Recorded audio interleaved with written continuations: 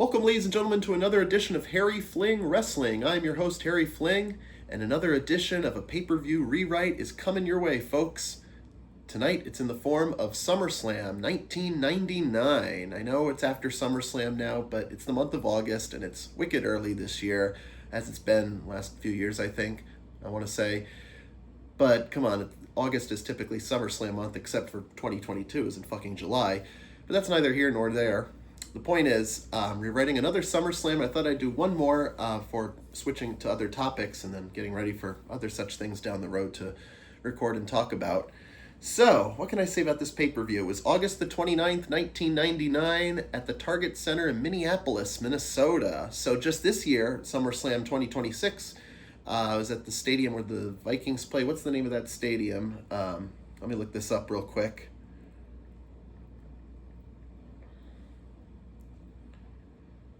U.S. Bank Stadium. Yep, I had to look it up a little bit. I need to do a little fact checked on some things, so forgive me if I take a little time out just to do that, but Google's right here, ready to go. Anyways, yes, so this was the first of two times now that SummerSlam's been held out of Minnesota, but this is at the Target Center, which I believe is still in operation today, and it had some good, fair to good matches, okay, I guess. Nothing really outstanding. And of course, as I do these rewrites, there's a few things I'm going to leave untouched, but then there's other things which I'll actually rewrite. So we're going to get into it, but before that, I just want to say this was probably one of the last big events, or pay-per-views rather, that Vince Russo, I think, wrote for WWF, because it wouldn't be for another couple months. He'd be out. It'd be another couple months, then he'd be out of the company on his way to WCW. So Vince Russo was the head writer at the time, the lead writer, and that fast-paced booking shit and not giving people time to digest what exactly just happened and to let things resonate with the audience. I don't like that style so much, so it was hard for me to keep up with, even looking back all these years. Don't get me wrong, it was fun to watch in the Attitude Era as a kid, and it's a great era, I guess, no matter what age you were. I was a kid in the Attitude Era, and some enjoyed it as adults, and that's great. But looking back at it now, the storyline, the booking was very convoluted. You know, you had Triple H winning the main event. Triple H winning his number one contenders match against The Rock at Fully Loaded in that strap match. So he's supposed to be in the main event against Stone Cold. But then for some reason, he puts his number one contendership on the line against Chyna. And Chyna is making history in the year 1999. Before long, she'd be the first female to hold the Men's Intercontinental Championship. But he challenges her, and she ends up winning the match, and she's the number one contender for SummerSlam. It was a triple threat with Undertaker involved in the mix. And Triple H obviously resents the fact that his girlfriend at the time beat him to take his spot in a Big Four pay-per-view main event match. And then they have a rematch, and somehow Mick Foley gets involved, and Mankind hadn't been seen for like 2 months around this point in time.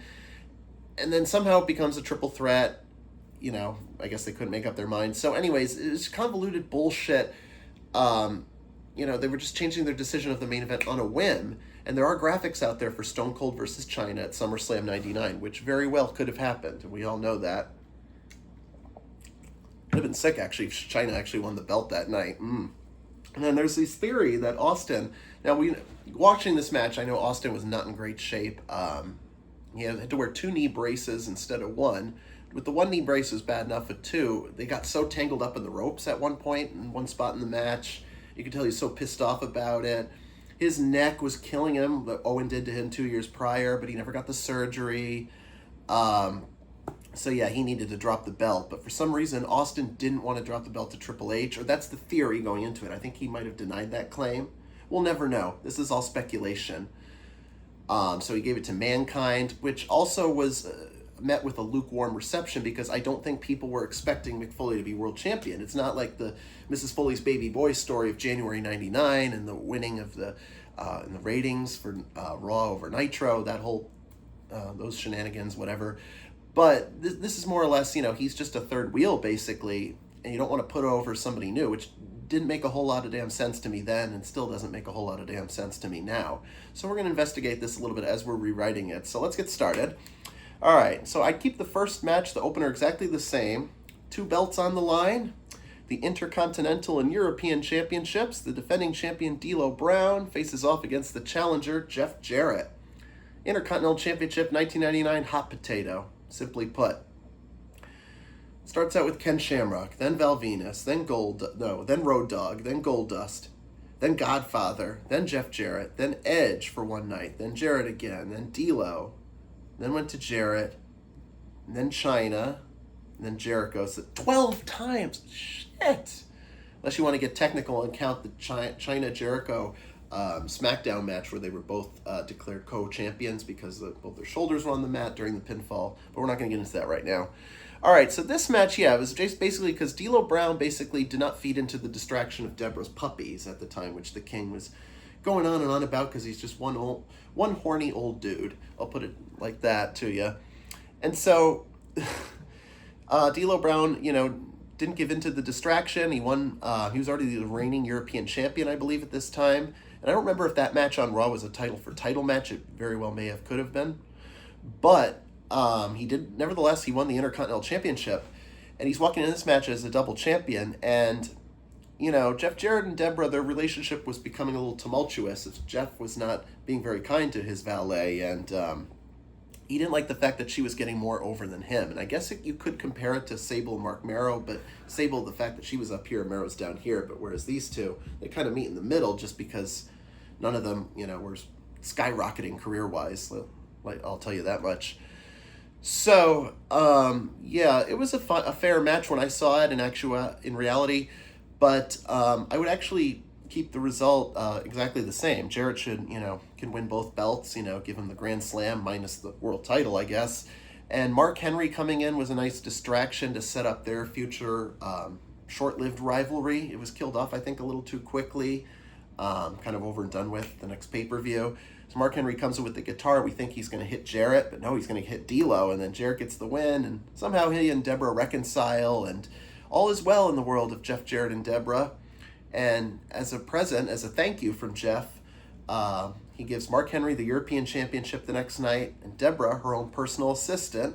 She's the puppies. Here's Miss Kitty, the cat, Stacy Carter. That was her introduction to the World Wrestling Federation, Deborah's assistant. Assistant to the assistant. How about that? So yes. Yeah, this match was as plain and basic as it could be, and honestly, it wasn't one of Jarrett's better matches. I think they kind of rushed a lot of spots, and it seemed kind of clunky overall. So I would just kind of smooth things out, I guess, action-wise. And Jeff, I think, is the better worker of the two, though D'Lo, for a near 300-pound guy, can certainly fly. You've seen the frog splash and, the sky high, low down. The frog splash is the low down. So the low down, the sky high, does the sky high first, then the low down, and just a lot of intensity and a lot of built up aggression in those moves, and the fact that he's able to get enough altitude, enough air, for a big man, that's impressive. So he moves around like a cruiserweight, and he's like 285, 290, maybe 300. But damn, D'Lo was, he was a special breed of wrestler that's hard to find, I'll tell you. But, just keep it as that, and then we'll move on to the next match. It's just Diet Pepsi, for what it's worth. I promise I haven't been drinking. Anyways, this next match, I'd keep the match the same, but the result's going to be different. I'm talking about Tag Team Turmoil, and early on when I started this series, I talked about that as being one of my favorite matches, but it's so underrated because nobody talks about it, maybe not ad nauseum, but, people may not like it to the extent I do. And it seems like a match that's used as an excuse just to get more guys on the card, to be honest, than to put over these great tag teams. Vince McMahon wasn't big into tag teams from this point on going forward. So there were a lot of, thrown together teams at the very last minute, if you will. So, Tag Team Turmoil. The Acolytes won this match in reality, but here's what I'd have. We'd keep the match the same, and the participants are Farouk and Bradshaw of the Acolytes versus Edge and Christian versus Matt and Jeff Hardy. The Hardy Boys, a.k.a. the New Brood, so now they're with Gangrel. They're going to take on Draws and Prince Albert. The Holly Cousins, Hardcore and Crash. Holly, who just debuted a week prior, kind of weird. He's already in a pay-per-view match so soon. And then instead of Midian and Viscera, who were actually in that match, I'd replace them with the newly debuted Dudley Boys. They were brand spanking new to the company, as long as you don't count March 97, when they were involved in the ECW invasion. I was there actually at the Manhattan Center, February 97. My brother and a family friend that lived in Manhattan offered to take us. So it's our parents couldn't come that night. So anyways, this match, yeah, it was exciting. You know, watching a gauntlet style with tag teams hadn't been done before. It hasn't been done in a real long time, actually. I think, yeah, I feel like it's been since my friend and I went in 2021 to Raw in Miami, and it was tag team turmoil all night because they kept stopping and restarting the match. And that was like 10 teams, though. Here we only have 6. So the Dudley Boys were brand new, and they were still in the tie-dye shirt era, so they hadn't quite adopted the camouflage, the colorful camouflage that we're so used to seeing them wear now. Bubba had a stutter and a southern accent for no apparent reason. Brother Devon. Sounds like Bruce Pritchard, to be honest. Yeah, they still have the big glasses. It's great. Acolytes, corporate ministry had just folded, so they were kind of on their own. Edge and Christian, they grew apart from Gangrel and starting to branch out on their own as far as, you know, being a team is concerned, but then they become great single stars down the line. Hardy Boys, New Brew. New Brew did not last long, and I think it's safe to say this was the last time Jeff Hardy was ever a heel in WWE. Correct me if I'm forgetting something, because I tried to not remember the stuff from his latter WWE career, as things weren't so great booking-wise, but also he was getting in trouble with drugs again. But Jeff Hardy was never a heel. Matt, we know, Mattitude, and when he was feuding with Jeff, those were his big heel runs. But Jeff Hardy, yeah, ever since like October 99, he's been cheered, and like him and Rey Mysterio I don't think's ever turned heel. They're like the 2 wrestlers I can think of that have never actually been a heel. They've always been baby faces for the majority or almost all of their careers. That's just a side note. I said Dudley Boys. Draws and Prince Albert. This is kind of a sensitive one. This would have been Draws' last pay-per-view before his unfortunate accident. He died many years later in 2020, I believe, but he was left paralyzed after the October 5th, 1999 taping of SmackDown on Long Island. The botched sit-out powerbomb by D'Lo after a fan threw a soda cup into the ring, and the concoction spilled onto the mat. D'Lo slipped on it. Draws was wearing a very loose-fitting shirt, kind of like this, and I think he dropped him accidentally, of course, and unfortunately the landing just ended his career right there. Couldn't feel a damn thing from here on down. So Draws, yes, who knows? I think he, what was I going to say? Sorry. I think him and Prince Albert could have had a little more longevity with their team together had the accident not happened. They could have done some interesting things. The guy was so young. He was a Cincinnati Bengals football player. I don't remember what position, so I'm not going to say. But man, to think Darren Drozdov, he was, one of the better athletes, and again, underrated because I don't think he had the time to grow as other people probably were given. So anyways, the last participants here, we have the Holly Cousins, Hardcore Holly, Hardcore champion pretty much first half of 99, feuding on and off with Al Snow. And Crash Holly had just debuted a week prior. They're fighting on the top of a semi-truck, Hardcore and Crash, a week prior on Raw, and then the next week they're tag team partners, and yet they still hate each other. So the Holly Cousins, a big-time love-hate relationship. Crash loves Hardcore, Hardcore hates Crash. So, go figure. So anyways, this match, yeah, I'd keep it relatively the same, but the winners this time would be the Hardy Boys. I think they had a lot to gain. They just won the tag titles July the 5th, 1999 on an episode of Raw. And they were still with Michael Hayes, but eventually they grew tired of Michael Hayes and decided to go with Gangrel. Traded in the Freebird look for the goth look. Maybe the goth look maybe stuck a little bit, minus the little vampire shtick, but, Team Extreme was their most successful time together with Lita a year later. But, yeah, they had a lot to gain from this, so I'd keep them in here, but I'd save Edge and Christian to be the last participants, because those two teams, they can really, need I say more. They'll shake some ground. They'll knock you out of your seat, knock your socks off, whatever. And No Mercy 99 proves just that. So I'm going to stop right there. So, yes, so they would be, man, I'm just thinking about this. So what I wanted to say was Dave Meltzer, when he rated this match, he actually rated them as separate matches. So that's, 5 separate matches in one conglomerate, I guess, if you want to call it that. I don't know what the hell to say. But I rated it as just one match, and I thought this was one of the better tag team turmoils. It's the first one, and they certainly sold the concept well. And there's been other great ones, but we're not going to get into that. But this one certainly did its job. I wouldn't have the Acolytes win so much, as we already know they're a dominant team, so you want to get an underdog team like Edge and Christian or the Hardy Boys to beat them so they have something to prove. And this is the start of the greatest time for the tag team division, I guess, in the 20th going into the 21st century, whatever, certainly in the Attitude Era.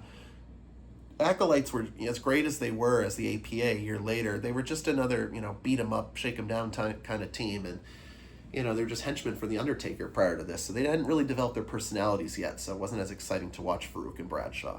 Okay, next match. We're going to have the Women's Championship. And in real time was just Ivory versus Tori, which Ivory won, retained the belt.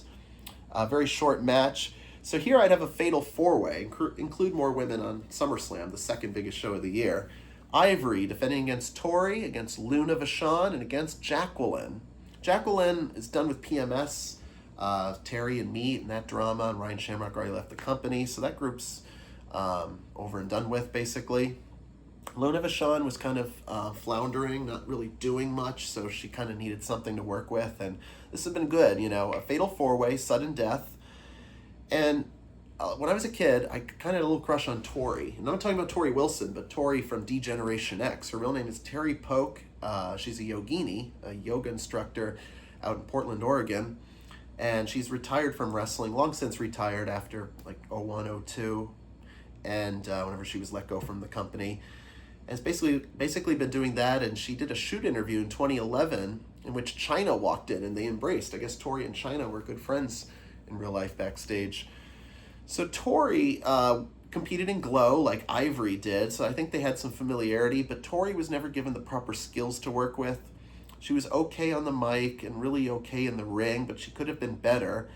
On the mic, I don't think she would have improved much. She was very monotone as she talked, and she didn't show much emotion, so it's better she's paired with someone that has more star power or more charisma. Charisma was a big factor in why she probably didn't get over more. And in ring, she wasn't bad. She did some suplexes in the match against Ivory that I saw SummerSlam 99, and there were some that were botched, though, and it's just because they rush these matches so goddamn much, the women's matches. It's unfair to them because they're working just as hard, if not harder, than the men. And today they get, obviously, more time. But here, just everybody do their little shtick, and then Tori will come in, and I think she'll get a surprise pin against Luna. Luna's going to prove to be the toughest competitor. She's crazy as she can be. Batty old woman. Ivory and Jackie will have a little brawl on the outside, and they're probably the best competitors, pound for pound, in that ring, Ivory and Jacqueline. So, Ivory would be distracted, and it wouldn't hurt Ivory's stock because she wouldn't be getting pinned to lose the belt. Have Tori win, give Tori a little short reign, like 2 or 3 weeks, and then she could lose the belt back on that infamous Labor Day episode of Raw. Well, I shouldn't say infamous, it's actually not. It was that the match was infamous. That first ever women's hardcore title match from Raw on Labor Day, September of 99. The U.S. Open was on, so Raw was preempted 2 hours past my bedtime. I'm 10 years old, and I wasn't allowed to stay up. Dad wouldn't let me. So, that was happening, and they were just basically dressed in, these oversized dress shirts, summer shirts that ladies wear, with nothing but bra and panties underneath, and they're barefoot. They're breaking glass, throwing hot irons at each other, curling rods, all this feminine stuff, I guess, and the guys are just cheering on. Oh, man, but Tori actually got burned with a hot iron. Ivory really did a number on her. But, yeah, that match, I'm glad didn't happen on a pay-per-view. See, Russo was booking these shitty-ass women's matches, and it's not their fault. Vince Russo is fucking doing this shit, and Vince McMahon okays it. So Tori'd win, but then she'd lose the belt back in that match, and that's fine. Just say she was women's champion. But I felt bad. Terry Polk never got a run with the belt, ever, ever, ever. And had to sit and play second fiddle to Stephanie McMahon, the other woman in D-Generation X. And Stephanie's holding the belt and doesn't defend it. But anyways, we're going to go to the next match. And this one, it's the same competitors, but a different result. The Lion's Den Weapons match. Ken Shamrock versus Steve Blackman. Oh, the great Steve Blackman. He's as cold as ice, willing to sacrifice. Wrestling Bios said it best. I'd have Ken Shamrock won in real time, and it was decent for the action and trying to bring a little UFC to WWF back then, long before TKO ever owned the two companies, owned the two entities. But I'd have Steve Blackman actually go over in this one because they're trying to get him over as a killer, and if you can take down the toughest man in the company at the time, Ken Shamrock, then you've done well. You've done your job. And the Iron Circle match was okay, but it needed more restrictions like this match, to really send their feud home. But here's what I'd have. I'd throw a little caveat here. And this guy was by no means in the WWF at the time. I'm talking about Frank Shamrock. Frank Shamrock is supposedly the brother of Ken Shamrock, but they're actually not related biologically. They're adoptive brothers who took the last name of the guy who ran the orphanage in Susanville, California, because Ken was an orphan growing up, apparently, and his real last name's Kilpatrick. So just in the kayfabe world, and I guess MMA is carrying on to this, Frank Shamrock is, in fact, the brother of Ken Shamrock, and we're going to use that for kayfabe purposes. As we talk now, Frank Shamrock would be the guest referee, and I could see an incident happening, let's say he's in the ring, in the cage. So they set up the Lion's Den. It's like what they did the year prior with Ken Shamrock and Owen Hart, and Dan Severn was the guest referee. So I think Frank would have to be on the outside. Dan Severn would be on the outside too. Frank Shamrock would be on the outside too, sorry. And what's going to happen is I think Frank will throw in a weapon that, you would think was intended for Ken. It's going to be given to Steve. So he's going to throw in some nunchucks, which I don't think are going to be in. I think we're in the match. I don't remember. When I was watching this match, I was kind of distracted with something else, so I didn't pay attention to exactly what all the objects were. But he can give him something like nunchucks. No, even better, brass knuckles. Give him some brass knuckles, and it's like, where the fuck did Steve Blackman get brass knuckles all of a sudden? That wasn't in the match. He certainly didn't have it in his pocket or his trunks, no less. And then it turns out Frank Shamrock gave it to him. When Steve wins the match, Frank will shake his hand, hug him, raise his hand in victory. Oh, ultimate turn, ultimate burn. Oh, yes. And that could have given Shamrock something more to work with. And maybe they could have done some MMA-style matches in the ring. Shamrock, that's why he left the company abruptly, September 99. We never got the payoff to that Jericho feud. I can't believe it. I'm still upset about it to this day, by the way. So, that could have given him some longevity. Instead of working with Chris Jericho, could have worked with his kayfabe brother Frank, and they could have had MMA-style matches in the ring, not do the Lion's Den. That could have set up a good program for Unforgiven. I'm thinking this all now, but we're going to stop right there because we have other matches to get to. Next, we have the Hardcore Championship, and this time I'd make it a triple threat match. In real time, Al Snow defeated the Big Boss Man to win the belt, and that was an exciting brawl, as it didn't happen in the ring, just at the entryway. Al Snow jumps off the forklifts that are surrounding the cherry pickers that are surrounding the entrance area, and that's how the match starts, and then it escalates all the way to the back and eventually to a men's room in a bar. Anyways, I'd add the Road Dogg to this match, and if you recall, Road Dogg was a special guest commentator for that match, but there's no reason why he should not have been in it, and I'm not going to use the fact that we're talking about a Chihuahua dog as a means to purposely drive this storyline home, because I thought they went too far. Anytime animal cruelty is used in wrestling storylines, let alone in movies or TV, dogs are getting hurt or kicked, punched, whatever, I can't watch it. It's too disturbing. I'm sorry. But you shouldn't harm any animals, especially dogs like that, or cats. So anyways, just use it like, Road Dogg just needed something to do, and he's been wanting some gold ever since the breakup of the New Age Outlaws and trying to branch out on his own. And, he's meant for the hardcore division. So I'd still have Al Snow come out the winner and still take this match as far out of the arena, as far out of the target center as you possibly can. Get in the road. Road Dogg, he's in the road, is doing his punches. That'd be hilarious. Oncoming traffic, they're trying to swerve around them. I can only picture it. And then they're getting that restaurant, that bar. It was like an Irish pub or something. Eventually they go into the men's room. So I think I'd have Al Snow and Boss Man battle it out there and shove a urinal cake into Boss Man's mouth. That's what he gets for all his cruelty. And Road Dogg would eventually show up. He'd be in the pool area, the pool hall area of the bar.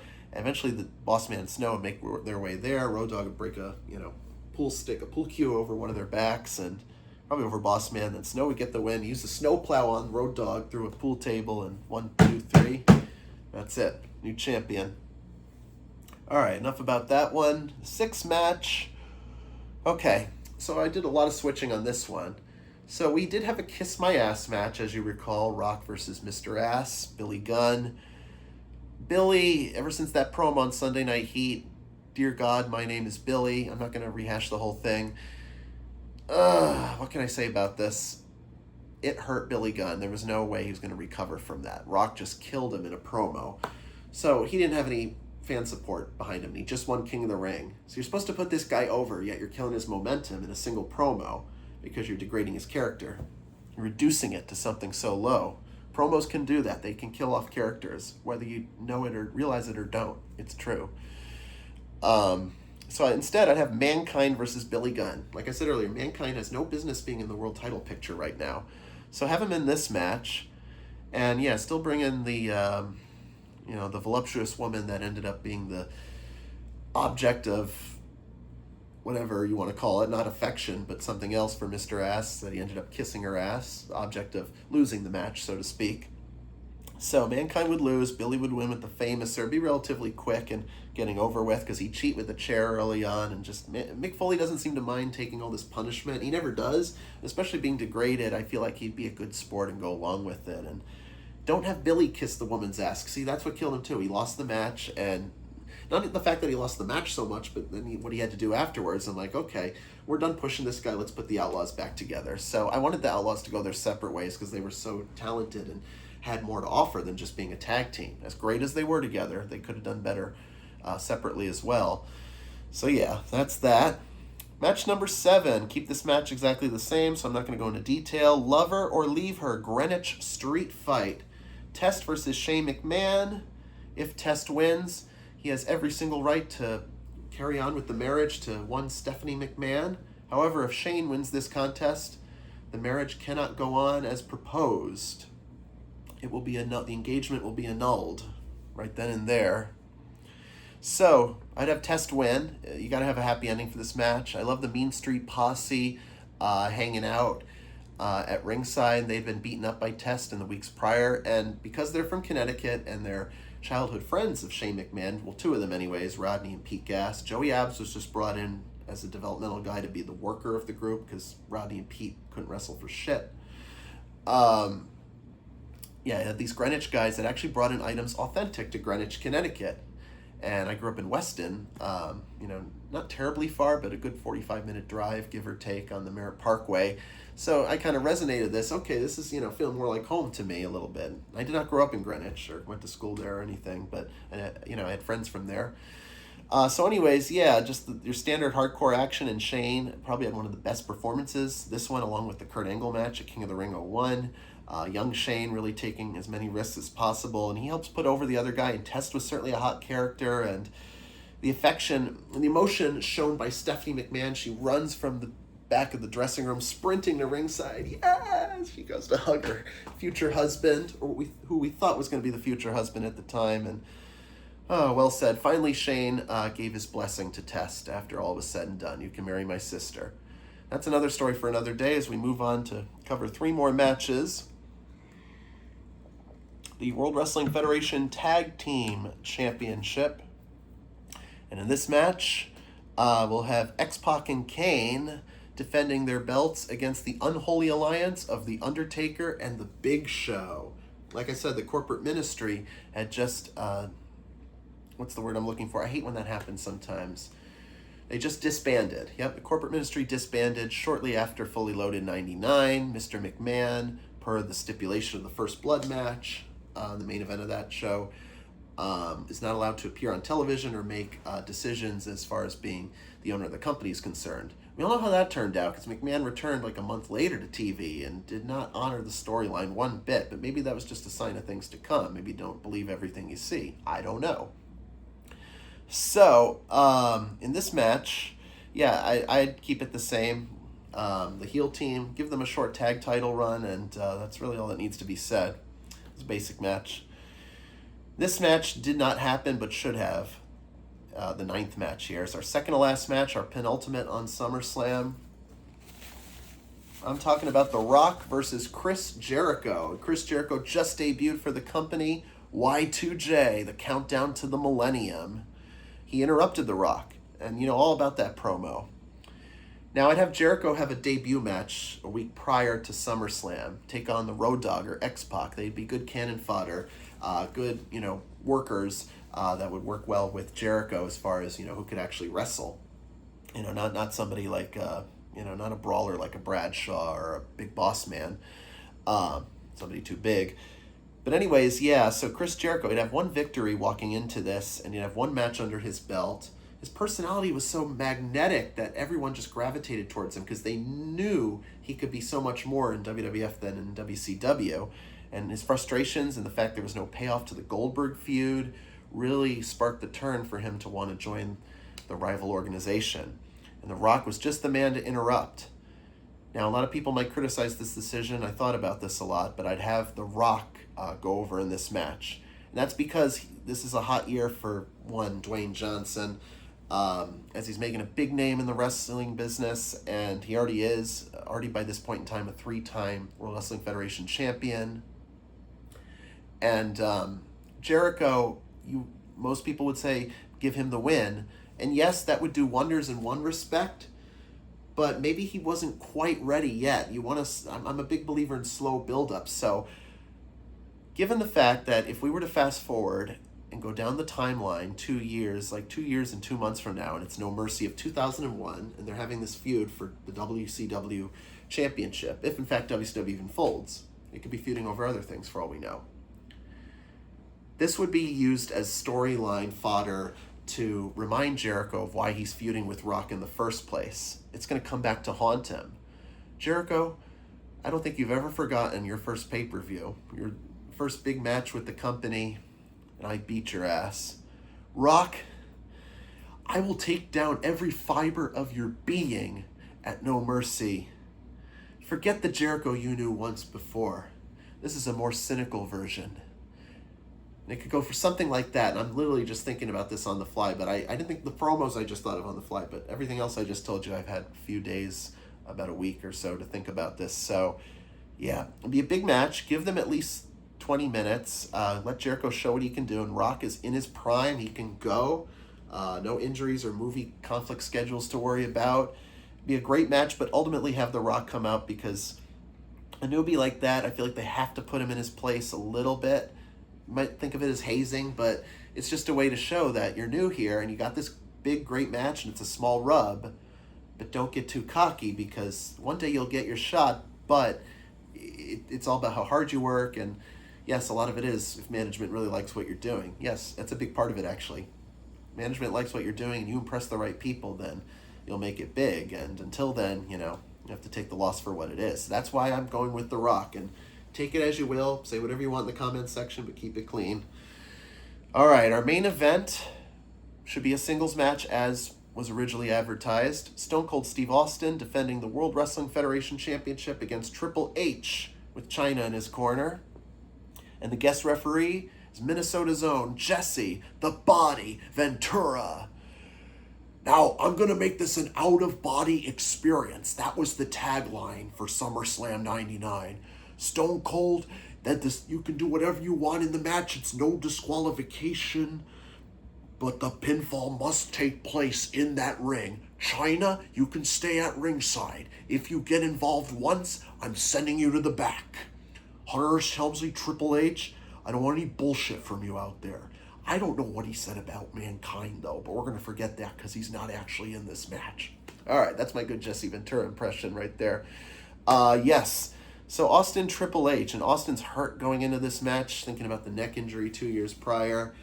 But I feel like he could be a good sport about it and put the game over. Chyna's going to cheat at first, but Ventura's going to send her to the back, as he said. Chyna's out of the picture. And just more brawling on the outside, choking out with cable wires, steel chairs, table spots, you name it. And eventually, the stunner he's going to hit him with, the knee injuries, the extra knee brace. Now he's got 2 braces. He's going to try to go for the pinfall, but it's going to be a tad bit too late because Triple H is going to kick out. Austin, he did the stunner, but he landed wrong on the new bad knee, And now he's taking his sweet-ass time pinning him, and so he only gets a 2 count. Triple H then has enough time to recover and eventually hit a pedigree, though I think the ref's not going to... He's going to cheat, though, because the ref's going to look away for a second, then he's going to go for the low blow. Ding!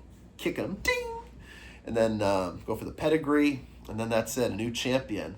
The trashiest of circumstances, but, you know, he still gets the victory nevertheless. And then it's not going to be a big celebration. Like I've probably said this, you know, I've told people this. I don't think I've posted this anywhere, but no, I probably did, but I've posted this on social media, and then I've told people this. What they do today with championship victories is so overdone. I hate it so much. Guy or gal wins the belt, whatever belt, and they have a pyro celebration, regardless of the storyline. It only works for somebody with an emotionally driven storyline walking into this match, but not just a random heel off the street. Like they did this when Baron Corbin won the United States Championship, and he doesn't deserve that. He literally just got back to the company, and they're giving him this big-ass celebration, but what gives? So Triple H, you wouldn't be cheering the heel. It undermines the psychology. You know, you cheer for the baby face, you know, because they worked hard, but the heel's cheating. The guy just fucking cheated to win his first belt, so, you know, you shouldn't be cheering him. So the pay-per-view could go off on a bad note. Jesse Ventura will be distracted enough, and then he'll have to pin him because he didn't see it. The only reason he didn't count the falls because he deliberately saw the chair shot, and he wanted a clean win. But, you know, there's always shenanigans involved, and, you know, what can I say? The game went on to bigger and better things. Anyways, hope you enjoyed this rewriting of SummerSlam 99. This has been another great edition of Harry Fling Wrestling. I am your host, Harry Fling, and until next time, everybody, bye-bye.